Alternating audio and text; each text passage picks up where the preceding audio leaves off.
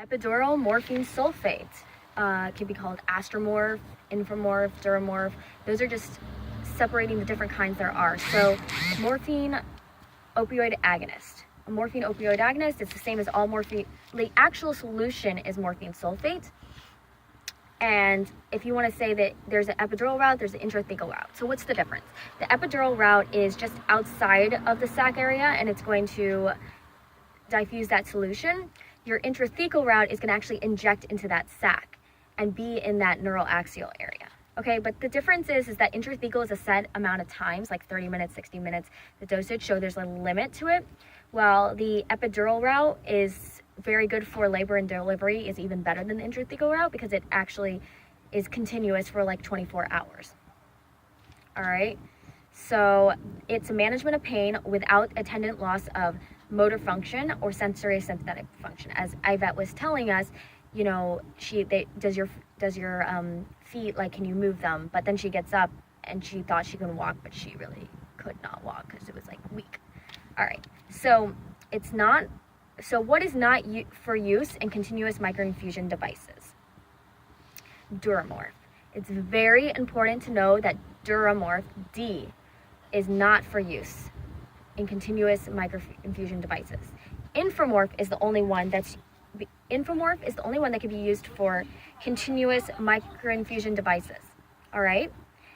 So basically, the single epidural injection is preservative free for 24 hours. All right. So single epidural injection is preservative free. It needs to be preservative free. All the solution dosages need to be preservative free because it's going into that nervous system area and it's very dangerous. For a full 24 hours is the epidural's length of time, which is great for labor and delivery since you don't know how long it's going to last. All right. Remember that the epidural or the intrathecal, whatever route you use for this epidural morphine sulfate, is going to be in that lumbar region. So Duramorph in the PowerPoint, it actually says what the dosage should be. It says 30 to 100 micrograms per kilogram. All right.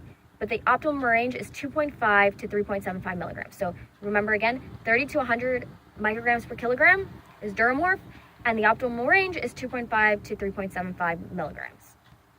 So if it's continuous, Duramorph may be combined with bupivacaine, which I think is a local anesthetic. It's from 0.2 to 0.4 milligrams per hour, so it may be combined together. All right, now let's talk about the adverse effects. What can go wrong? What are we going to watch as the nurse? The nurse is going to watch for those respiratory depressions, the constipation, orthostatic hypotension, cough suppression. So these are your basic opioid analgesic properties that we should look for in those adverse effects and monitor. Other ones would be biliary colic, emesis, like not feeling good, euphoria, dysphoria, so feeling of good, confusion, elevation of intracranial pressure, sedation, meiosis is the pinpoint pupils, and birth defects, neurotoxicity, because you're going into that neuroaxial analgesic route, and spinal headaches. That's why you're going to want to obtain assessment to see if they have headaches prior to the administration. So what are our contraindications? So our contraindications for the epidural intrathecal route is upper airway obstruction, which is because we're going to have those CNS depressants. Contraindications that would be related to your neuroaxial analgesic route. So this is really important because your nervous system is supposed to be sterile. So you want to make sure that there's not a presence of infection before you start. And anticoagulant therapy or uncontrolled bleeding is very important to note for. So if you're there on anticoagulant therapy, the reason you want to think about it is, as Yvette was saying when she was having labor and delivery, she didn't see it, but she had an epidural morphine sulfate, and her husband was like, oh my God, that's a big needle. Like, you know what I mean? So it's a really big needle. You don't want to like be poking someone and then all of a sudden they start having a huge bleed. So you got to make sure for these things prior to administration. It says in the PowerPoint separately, the injectable route, it says heart failure due to lungs, but I feel like this is really generalized for all the morphine sulfate. Cardiac arrhythmias, that increased intracranial pressure, which is one of the adverse effects, and that's why you wouldn't want to give it for a patient with increased intracranial pressure. Head injuries, your brain tumors, so things affected in the brain, which it's part of your nervous system, so that's why it would be very dangerous to have. At the same time, acute alcoholism that causes a CNS depressant, Seizure, those patients are already on CNS depressants, so adding more CNS depressants could be really life-threatening. Use during labor when premature is anticipated, you're at more risk for those birth defects. All right, so there's a lot of drug interactions in the PowerPoint, so I would say I don't have a way to memorize, but there's a Y-site incompatibilities and there's in-syringe incompatibilities. Understand, know about them, know that there's a list, know when you're giving epidural, morphine, sulfate. Look up those incompatibilities in your drug book. Make sure and know that there's a lot to know about, okay? So what are some of the precautions to think about is intrathecal use. It says specifically preservative-free, but I really think they all should be preservative-free because you're going into that sterile area. So intrathecal is the one that actually injects into the sterile, into that sac of your lumbar region of your nervous system, basically. And I think that's why it's so important that's preservative free, because you're going into that sterile area and it's a very sensitive area. All right, so Infomorph is the only one that it says only be used as a continuous microinfusion via catheter. And that's what I was saying, is that Duramorph cannot be used with a microinfusion device, but Infomorph can be used as a microinfusion device. So Infomorph is the only one that can be used with a microinfusion device. All right, so the next thing we're going to talk about is like, what are we going to do as a nurse? How are we going to monitor? What is our job? So it's really important, because this is a very dangerous route, the neuroaxial route, is that staff environment monitor for those first 24 hours, the full 24 hours. That labor and delivery needs to be monitored with this morphine epidural, morphine sulfate.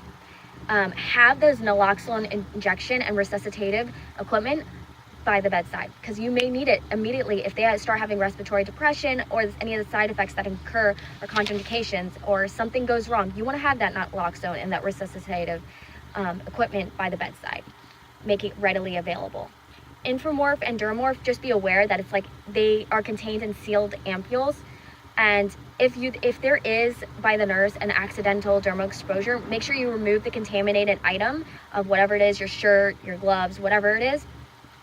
And with the affected area, rinse with water. For opioid overdose, what is our triad signs? There's 3 main triad signs. We're going to be looking for our coma, respiratory depression, and our pinpoint pupils. So for coma, that just means that your patient cannot be aroused. And your respiratory depression, you can be seeing respiratory depression as low as 2 to 4 breaths per minute, but anything below 12 is considered like very lower depression. So, but we can be seeing things as low as that just from this drug. Pinpoint pupils, initially, they're going to be constricted, but as hypoxia starts to set in, you're going to have that actually dilation of pupils. So you're going to see initially the pinpoint pupils, but if hypoxia starts to set in, it will start to dilate. So it's not it's a sign, but you need to know. Be aware. So hypoxia, you may cause that blood pressure. So you need to, like, if you think hypoxia is set in already, look for that blood pressure sign. And if it's prolonged, it will result in shock. And many times if death occurs from epidural morphine sulfate, it's going to be because of that respiratory depression. All right, so what is more of the nurse's job to do with the morphine sulfate? Make sure prior to administration, what are you going to check for? Your respiratory rate, your blood pressure, and your pulse rate. Let me say it one more time. Respiratory rate, blood pressure, and your pulse rate. And you want to get that baseline headache, as I explained before. Having that neuroaxial analgesic route can cause spinal headaches or headaches in that area, because it's very much connected. If your respiration rates are below 12 breaths per minute, hold. If your blood pressure signs are below that pre-treatment value, hold it. And if your pulse rate is above or below that value, which it's funny, it's interesting, because prior to administration, these are the 3 things you need to check for: respiratory rate, blood pressure, and pulse rate, because you want to see the differences, basically, if it's affecting by the medication. For epidural injection, monitor for that they may have delayed sedation. It may not just be right away, right after the medication, like immediate onset. It may take time and you may see delayed sedation. So it's very important. That's why the first dose, you need a staff environment for the full 24 hours, which is a long time. Watch for respiratory depression and pruritus.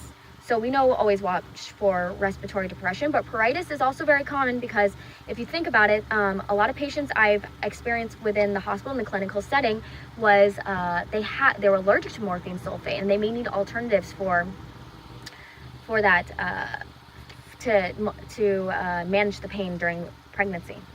All right, so for pregnant moms, it's important as a nurse to watch for suppression of contractions.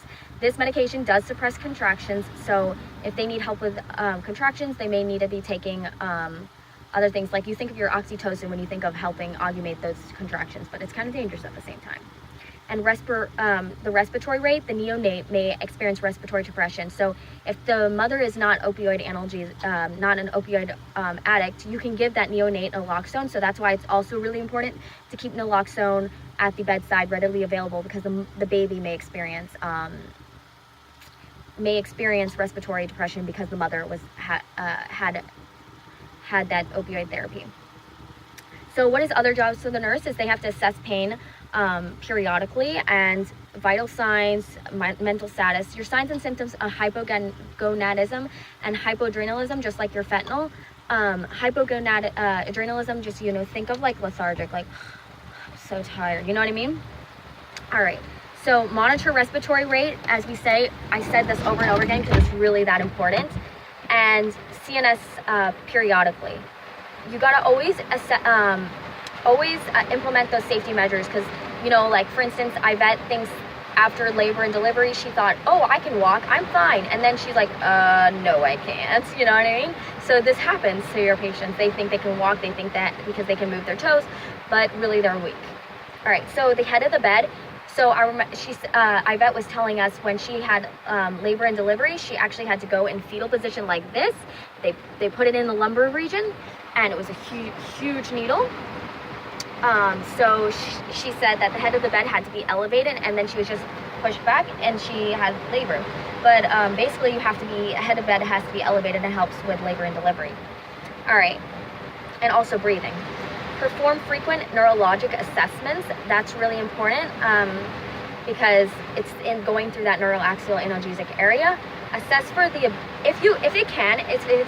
you're not having, if it's not contraindicated for the surgery, because you could be using this for other reasons, but if it's like labor delivery, it would be wise for the nurse to try to assess for the patient's ability to bend their knees and lift their buttocks above the mattress.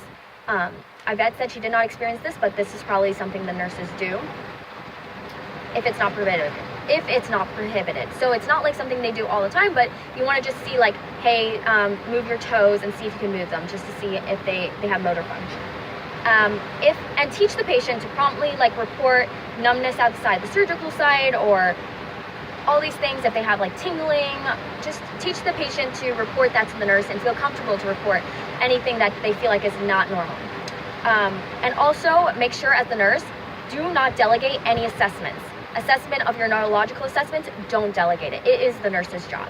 So that is everything that needs to be, that you need to know for